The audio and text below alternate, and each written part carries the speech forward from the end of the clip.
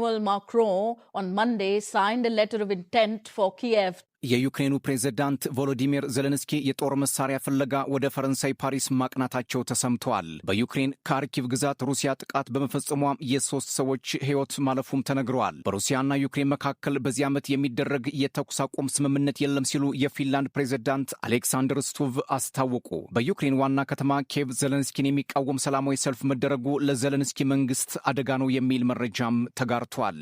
የሩሲያና ዩክሬን ጦርነት የዓለም የፖለቲካ ማዕከል ከሆነ ሰነባብቷል። ሰሜን ኮሪያ፣ ኔቶ፣ የአውሮፓ ህብረትና የዋሽንግተን ጣልቃ ገብነት የሁለቱን አገራት ጦርነት ለመፍታት አስቸጋሪ አድርጎታል። ጦርነቱን በማዕቀብ ብዛት ለማስቆም አሜሪካን ጨምሮ ምዕራባውያን በሩሲያ ሀብትና ባለሀብቶች ላይ ከፍተኛ ማዕቀብ ቢጥሉም ሞስኮ ዛሬም ድረስ አዳዲስ የጦር ግንባሮችን በመክፈት ወደፊት እየገሰገሰች መሆኑ ነው የተሰማው። ባለፈው ሳምንት በምስራቃዊ ዩክሬን ከፍተኛ ጦርነት እያደረጉ የሚገኙት ሁለቱ ወገኖች የተለያየ መግለጫ በወታደራዊ ተቋሞቻቸው በኩል ሲሰጡ መቆየታቸው የሚዘነጋ አይደለም። ፖክሮቭስክና ኩፒያኒስክን በሩሲያ ኃይሎች ለማስደፈር ወታደሮቻችን እየተዋደቁ ነው እያሉ ዜሌንስኪ ቢናገሩም ከወደ ክሬምሊን የሚወጡ መረጃዎች ግን የዚህ ተቃራኒ መሆናቸው ነው የተመላከተው።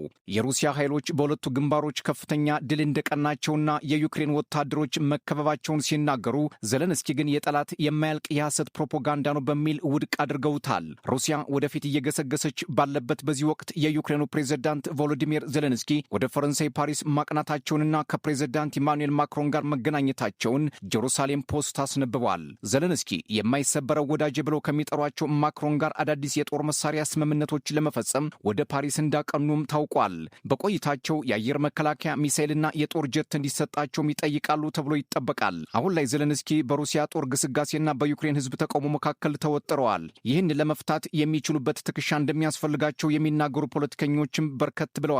ፓሪስ ለኪየቭ የጦር መሳሪያ እርዳታ ብታደርግላት እንኳ ከዚህ በፊት ከነበረው ተሞክሮ አንጻር ዩክሬን በጦር ሜዳ ያለውን የሩሲያን ግስጋሴ ለማስቆም የሚያስችላት አይደለም ሲሉ መላመታቸውን ከቀደመ ሁኔታ ጋር በማስተሳሰር ተንታኞች ግምታቸውን ያስቀምጣሉ። በሌላ በኩል የዜሌንስኪ የፓሪስ ጉብኝትና የጦር መሳሪያ ፍለጋ የሩሲያ ግስጋሴ አስፈሪ መሆኑን የሚያመላክትና በኪየቭ ውስጥ የተቀሰቀሰው ተቃውሞ የዜሌንስኪን አስተዳደር በቀጭን ገመድ ላይ እየተራመደ እንደሆነ የሚያሳይ ነው አስብለዋል። በተጨማሪም አዳዲስ የጦር መሳሪያዎችን ከፈረንሳይ ለመቀበል የፈለጉበት ዋናው ምክንያት ጦርነቱ መራዘሙ ስለማይቀርና የተኩስ አቁም ድርድሩ አስተማማኝ አለመሆኑን የሚያሳይ ነው። ምንም እንኳ ሞስኮ ለተኩስ አቁሙ ያልተዘጋጀችው ኪየቭ ናት እያለች ወቀሳ ብታቀርብም ወደፊት መገስገሷን ግን አላቋረጠችም። አልጀዚራ እንደሚለው ደግሞ የፕሬዝዳንቱ ጉብኝት ባለፈው ሳምንት ሩሲያ በዩክሬን ላይ ከባድ የተባለ የድሮንና ሚሳኤል ማዕበል በደቡብ ምስራቅ ዛፖሮጂያ ግዛት ማዝነቧን ተከትሎ ስጋት ያደረባቸው ዜሌንስኪ በብርሃን ፍጥነት ወደ ፓሪስ በመብረር የጦር መሳሪያ ለመቀበልና ወዳጃቸው ማክሮን እንዲታደጓቸው ለመጠየቅ ነው የሚሉም አልጠፉም። ዜሌንስኪ በኤክስ ገጻቸው ላይ እንዳሰፈሩት ሁለቱ ሀገራት በጦር መሳሪያ ለመተጋገዝ ትልቅ እርምጃ ላይ መድረሳቸውን ነው። ከዚህ ከሩሲያና ዩክሬን ጦርነት ጋር በተያያዘ ሌላው ከወደ ፊንላንድ የተሰማው ዜና ፕሬዝዳንት አሌክሳንደር ስቱቭ የሩሲያና ዩክሬን ጦርነትን ለማስቆም የሚደረገው ተኩስ አቁም ስምምነት ሂደት በዚህ ዓመት እንደማይሳካ መናገራቸው የጦርነቱን ውስብስብነት ያሳያል ነው የተባለው። የፊንላንድ ፕሬዝዳንት አሌክሳንደር ስቱቭ አዲስ የተኩስ አቁም ስምምነት ለማድረግ የሚያስችለው በሚመጣው ጸደይ ወራት ብቻ ነው ሲሉ ለአሶሺየትድ ፕሬስ ነው የተናገሩት። ይህ ደግሞ በፈረንጆቹ 2026 የካቲትና መጋቢት አካባቢ ሊሆን እንደሚችል ሲሆን የዩክሬን አጋሮችን በሩሲያ ላይ ጫና በማድረግ ወደ ድርድሩ እንድትመጣ ግፊት ማድረግ ይኖርባቸዋል ነው ያሉት አሌክሳንደር ስቱቭ። እንደ ፖለቲካ ተንታኞች የአሌክሳንደር ንግግር የጦርነቱን ቀጣይነት የሚያሳይ ነው ይላሉ። በሩሲያና ዩክሬን መካከል ሊደረግ የታሰበውን የተኩስ አቁም ድርድር ሞስኮ ኪየቭን ተጠያቂ ስታደርግ፣ ኪየቭ ደግሞ ሞስኮን ጥፋተኛ በማድረግ ወደ ተኩስ አቁም ስምምነት የሚወስደውን መንገድ ሸካራ እንዲሆን አድርገውታል። ባለፈው ሳምንት የዩክሬኑ ምክትል ውጭ ጉዳይ ሚኒስትር ኪሲልሳ ሰርጌይ ዩክሬን ከሩሲያ ጋር ምንም አይነት የቀጥታ ውይይት ለማድረግ አትፈልግም ብሎ መናገራቸው የሚታወስ ሲሆን ለዚህ ደግሞ ሞስኮ የምታሳየው ፍላጎት አነስተኛ ነው በሚል ነው። ከሞስኮና ኪየቭ የሚወጡ እርስ በርስ የመካሰስ መግለጫዎች በሁለቱም ወገን ጦርነቱን ለማቆም ፍላጎት እንደሌላቸው ያሳያል የሚሉት ተንታኞችም በርካቶች ናቸው።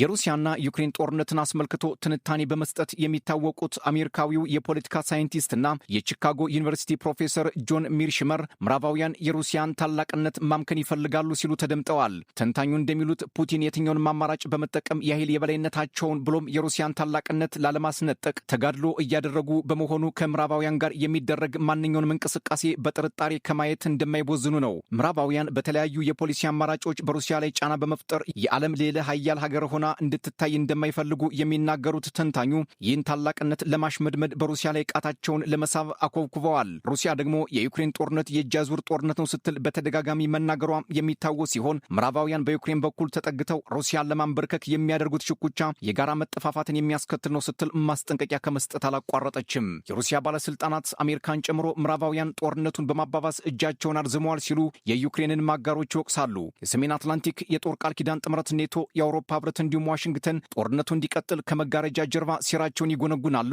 ከፊት ደግሞ ሰላም ፈላጊ መስለው ይታያሉ ስትል የምትከሰው ሞስኮ የትኛውም ሀገር በሉዓላዊነት ላይ የማጥቃት ምልክት የሚያሳይ ከሆነ ቀድማ እርምጃ ከመውሰድ የሚያስቀራት ምድራዊ ኃይል እንደሌለ በተደጋጋሚ አስጠንቅቃለች።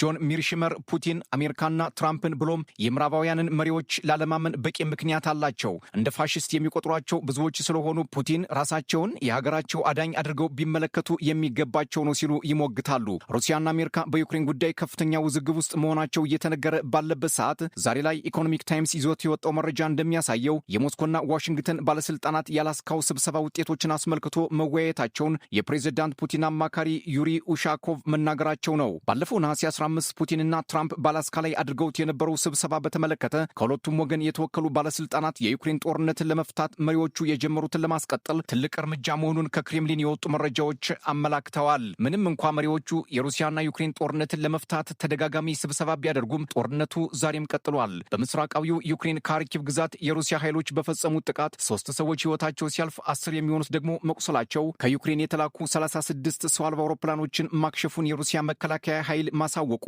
1362ኛ ቀኑን ያስቆጠረው የሩሲያና ዩክሬን ጦርነት ጉዳዮች ሆነው ውለዋል።